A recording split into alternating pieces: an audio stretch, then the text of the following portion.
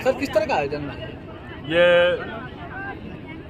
Birsa brigade के जो cadres है उनकी जो प्राथमिक शिक्षा जो पूरी होती है उन कैडर्स का ये प्रोग्राम था। उसी के आड़ में हम लोगों ने भगवान टंटा भील का शहीद दिन, भगवान बिरसा मुंडा की जयंती और बिरजू नायक की ज़मीन पर इस कार्यक्रम को आयोजित करने का एक हम लोगों ने निश्चय किया है। इसके पीछे एक दूसरी रणनीति भी है। हम समीक्षा कर रहे हैं कि मध्य प्रदेश में जो आदिवासी क्षेत्रों में हुआ है उसमें हमको कुछ नई बातें सामने आई है कि आदिवासी क्षेत्रों में वोटों की चोरी हुई है।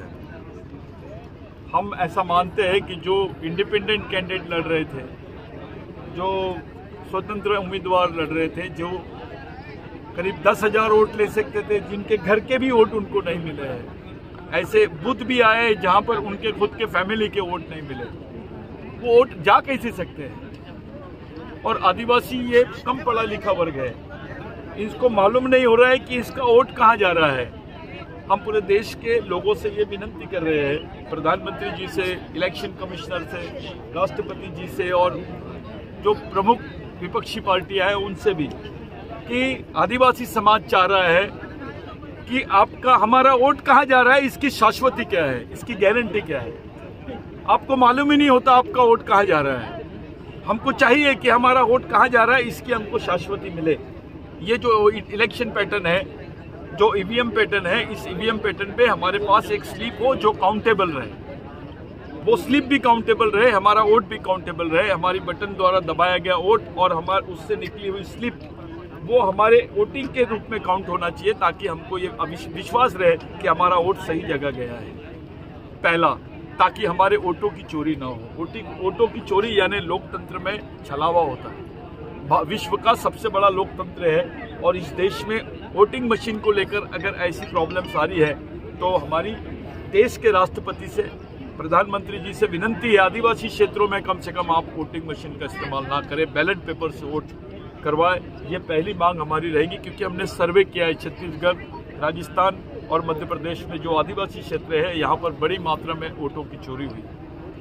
दूसरी चीज, हम जो 1,25,000 आदिवासी लड़कियां गायब हुई है प्रदेश, उस पर सरकार से अपेक्षा करते हैं कि वो उस पर अपना बयान और उस पर कोई कार्रवाई करे। हम लाडली बहना का सम्मान करते हैं, लेकिन जो हमारी बहनें गायब है 1,25,000, वो सभी की बहनें, प्रदेश की महिला है, वो गई कहाँ, वो मर गए, जिंदा है, इस पर कोई बयान अभी तक के नहीं आया। मिशन की तरफ से, बिरसा ब्रिगेड की तरफ से पूरे प्रदेश में और मध्य भारत में एक अलग मुहिम हम लोग खड़ी कर रहे हैं। आने वाली 26 तारीख को भगवान टंटा भील के जन्म दिवस पर 1 लाख आदिवासी युवा सामाजिक दीक्षा लेने जा रहे हैं। ये सामाजिक दीक्षा ऐतिहासिक है।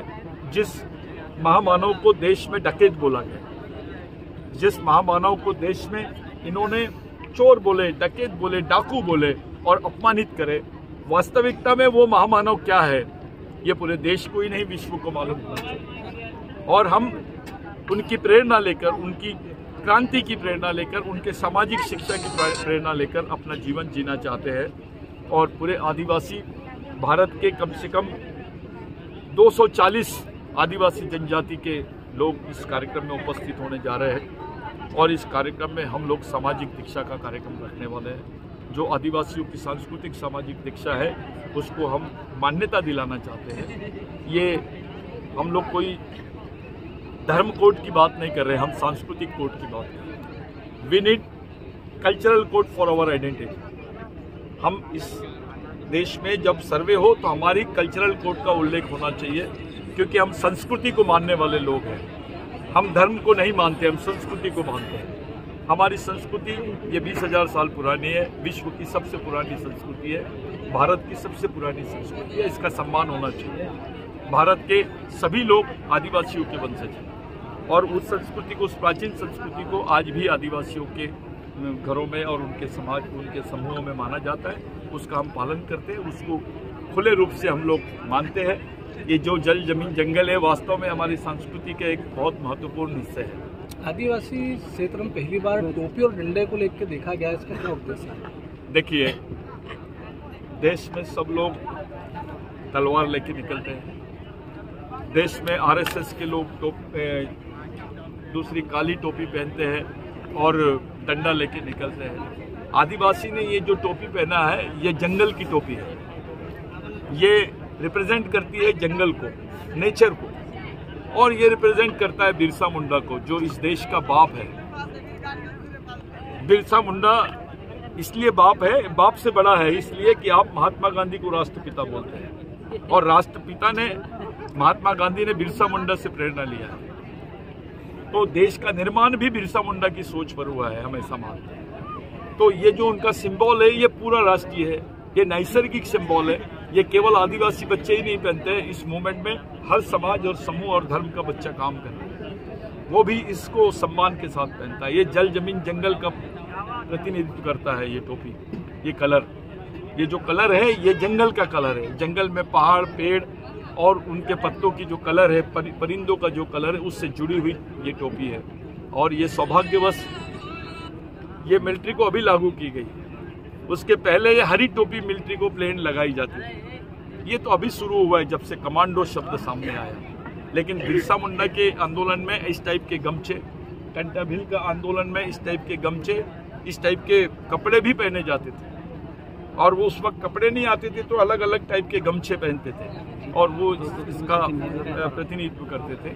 इसका कोई उल्लेख ऐसा आप मत सोचिए कि भाई कोई आदिवासी ये कर रहे हैं, उन्होंने बांस की लकड़ी पकड़े है, उनको पकड़ने की कोई ज़रूरत नहीं है। उनके हाथ में तो फरसा भी होना चाहिए, उनके हाथ में तो हंसिया भी होना चाहिए, उनके हाथ में कुछ भी हो सकता है वो, क्योंकि उससे वो सामाजिक और सांस्कृतिक रूप से जुड़े हैं। लेकिन हम लोग वैसा कुछ नहीं कर रहे। ये आदिवासियों की लोकतांत्रिक संगठन है, देश का सबसे महत्वपूर्ण सामाजिक मिशन माना जाता है। ये केवल मध्य प्रदेश में नहीं, पूरे देश में चलता है। कहाँ लगातार चलेगा? 29 राज्यों में है इसका काम। बिरसा मुंडा ब्रिगेड की शाखा अमेरिका में भी है, पाकिस्तान में भी है।